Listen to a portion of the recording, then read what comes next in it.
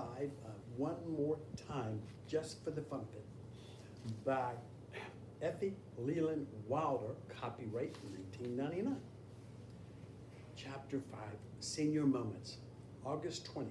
Some very nice person sent me this piece, and I promptly lost the name of the sender. I'm grateful for the person for some lines that, alas, are only too true. I'm a senior citizen. I'm the life of the party, even when it lasts till 8 p.m. I'm very good at opening child-proof caps with a hammer. I'm usually interested in going home before I get to where I'm going. I'm good on a trip for at least an hour without my aspirin, Beano, and antacid. I'm the first one to find the bathroom wherever I go. I'm awake many hours before my body allows me to get up. I'm smiling all the time because I can't hear a word you said. I'm good at telling stories over and over and over again. I'm aware that other people's grandchildren are not as bright as mine. I'm so-called careful. Long-term eye care, private care, dental care. I'm not grouchy. I just don't like traffic, waiting, crowds, children, and politicians. I'm positive I did my housework correctly before my mate retired. I'm sure everything I can't find is in a secure place.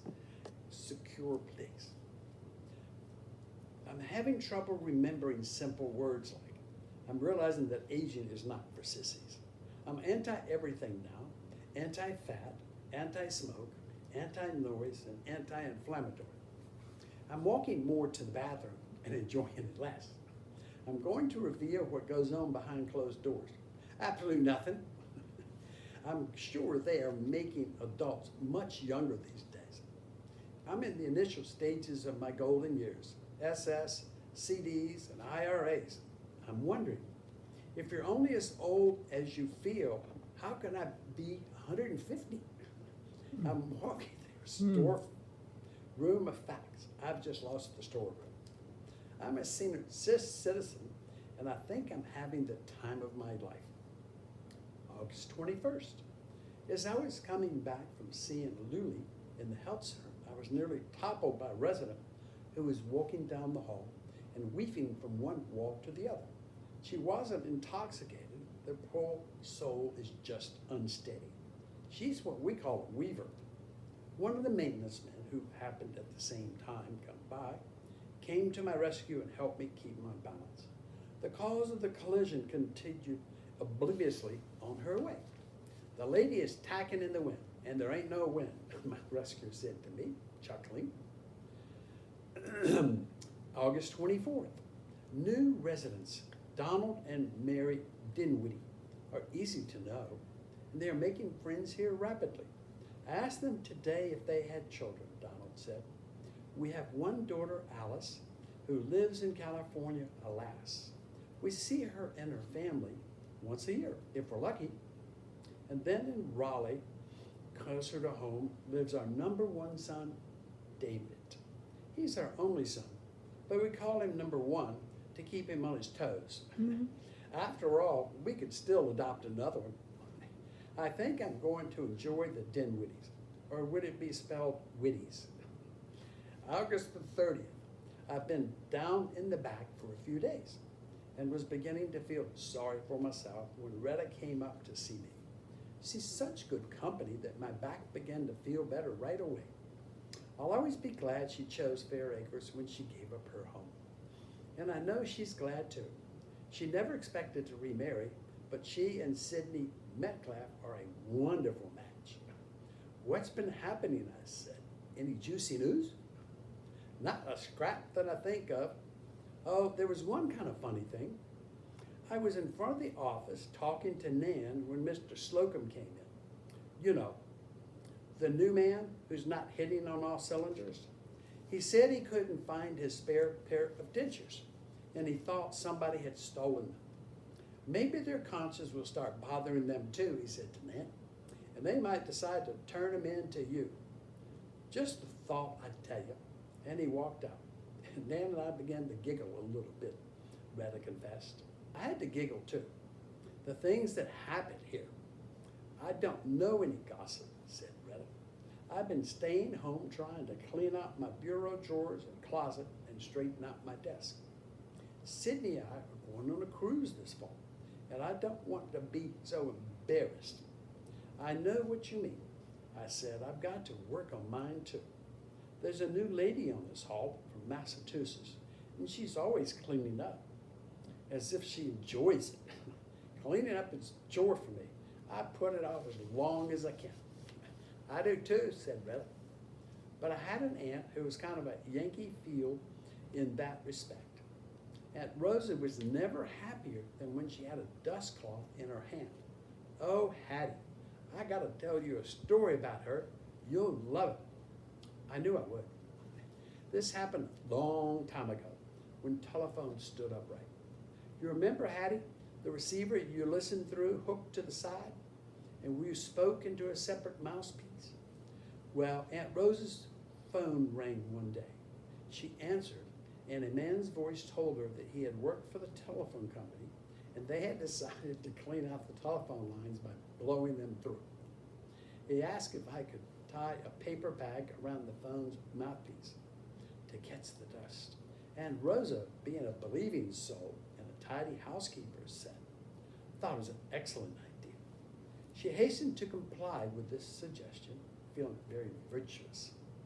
Her feeling changed to chagrin later when, having decided the lines must now be clean, she removed the bag and replaced the receiver.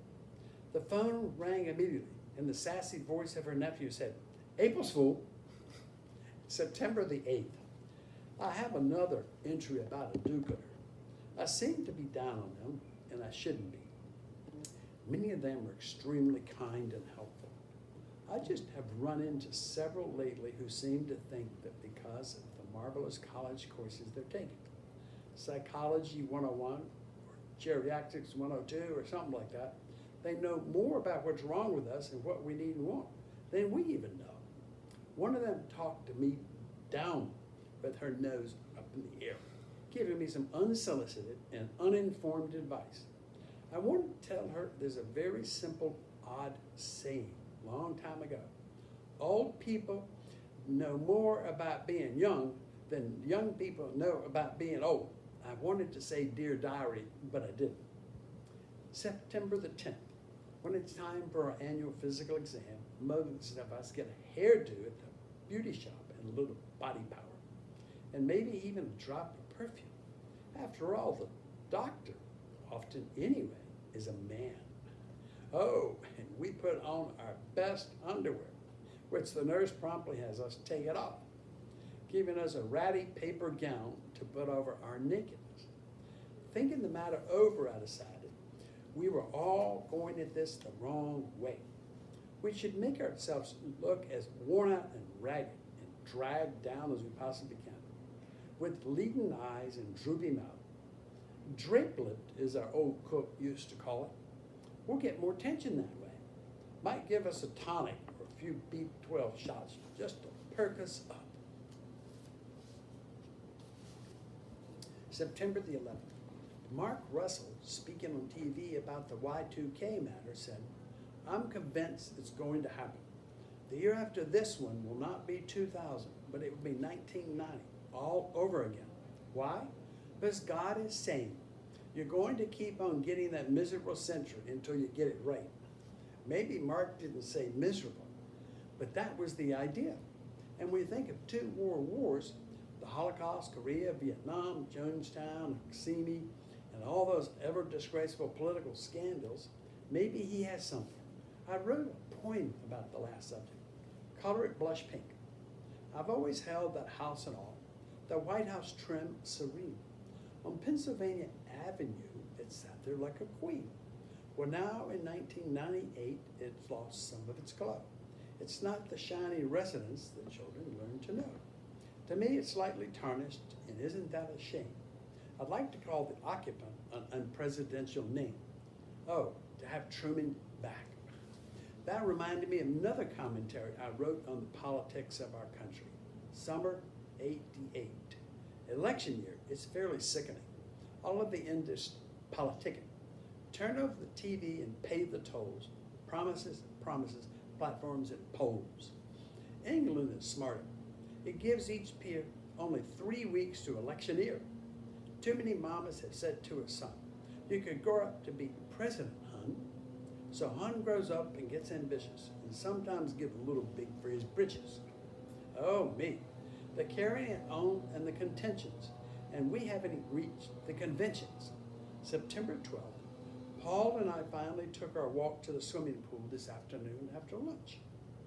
The project should be completed in a few weeks. There was so much to do about when it's completed when Paul won first prize in the contest and vowed to use the money for a pool that he has decreed.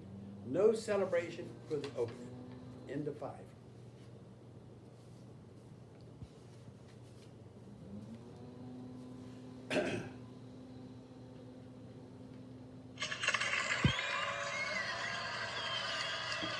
We're going to thank for everybody that's